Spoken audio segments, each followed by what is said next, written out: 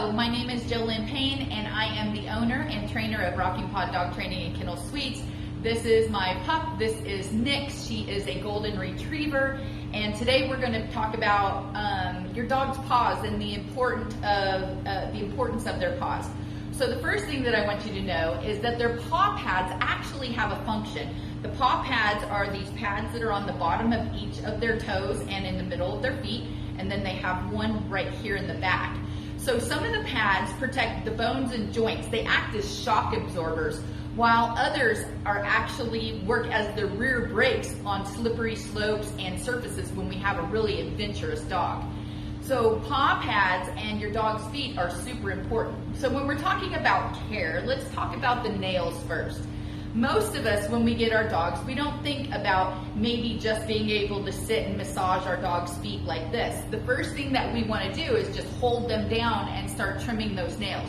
With every single one of my Goldens, what I do is, as they're puppies, is I just massage their feet in between their toes. I want to massage up their leg like this.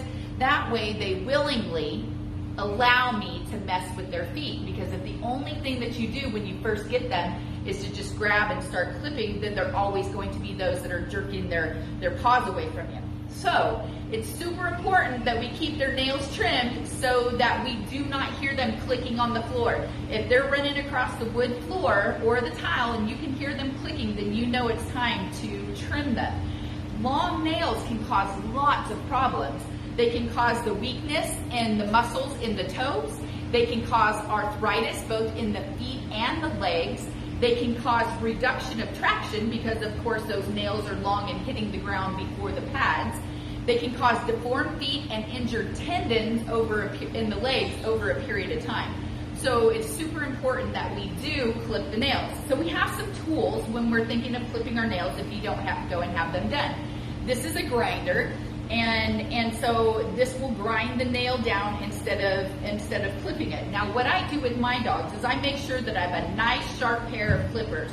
If your clippers are not sharp, what's going to happen is when you clip those nails, it's going to splinter the nail somewhere else. So make sure that you get a good pair and it's not just a cheap Dollar Tree pair of nails. Make sure that you're not hitting that, and make sure that you're not hitting that quick at all. She's like, oh, wait a minute, she's going to trim my nails. You're a good girl. You don't have to go anywhere. There we go. So you want to make sure you have good clippers. You want to make sure that you have your grinder, and then just in case you have an accident, which we hope you don't, because the first time that you hit it quick, your dog's not going to trust you. So what I do is I clip off the ends and then I grind them down a little bit so that I'm not quicking them. But there is some medicine that's called Quick Stop. It's a styptic powder, and you put their toe in there so that it stops the bleeding, because like everything else, they'll bleed pretty fast. On our pads, there are things such as Musher's Secret. So if your dog's pads are super rough or they're cracked, and then of course you can also make your own home remedy. I am a certified animal aromatherapy specialist, so we can put together a more natural paw pad softener for you as well. In between your pads, some of your dogs have a lot of hair. That will also reduce traction. We see this a lot in our poodles and doodles and longer haired dogs. And so you can get a nice pair of rechargeable clippers so that you can clip in between their feet and get that hair. Lots of mud can get stuck in there. In the snow, they'll get those snowballs and in their feet, and it can sometimes hurt their feet as well. Some nails grow super fast, some grow slower, but just plan on doing your dog's nails at least every 2 weeks.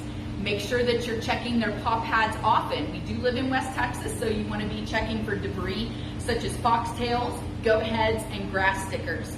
And then, of course, some of our dogs might have allergies. If you see them licking their paws on a constant basis and they have sores from licking or redness because of allergies, you'll want to make sure and talk to your vet.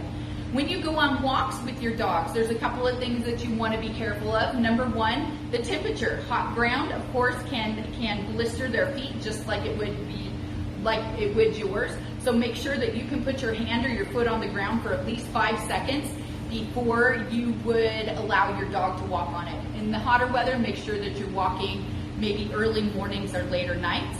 And then make sure that you're actually washing their paws when you get home from walks, especially this time of year. Everybody's using pesticides and fertilizers, and those are the things that will cause cancer in your dogs. Last but not least, if you have a dog that doesn't like their feet being trimmed, we're going to give you a little bit of a tip. So I have a bully stick here. Nixie, I have a bully stick here. Sit. That's a good girl. Sit. Sit down, girl. She thinks I'm going to do her nails. So what you're going to do is you're going to let them chew on the bully stick while you're sitting there holding it just like this. And I would be able to play with her feet as she is chewing on the stick just like this. And then I could switch feet.